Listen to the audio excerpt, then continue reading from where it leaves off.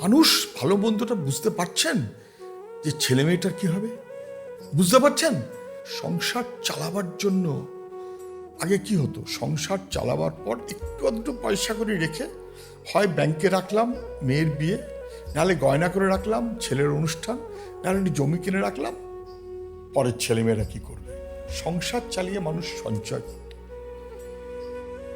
আপনি এমন রাজ্যে 8 লক্ষ কোটি টাকা ধার করে বসে আছেন, সেটা মানুষের ঘাড়ে।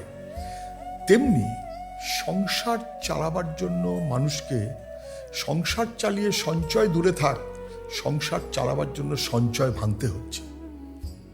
ব্যাংকের টাকা তুলে যদি কিছু থেকে থাকে, একটা আংটি ছিল ওটাকে ভেঙে একটা কিছু করার ব্যবস্থা করতে হচ্ছে।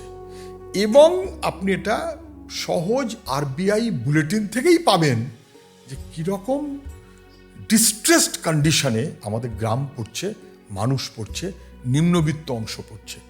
ফলে সেই কারণেই আমি কিন্তু মনে করছি যে এই সহজটাকেই মানুষকে বুঝতে সাহায্য করাটাই আমার কাজ।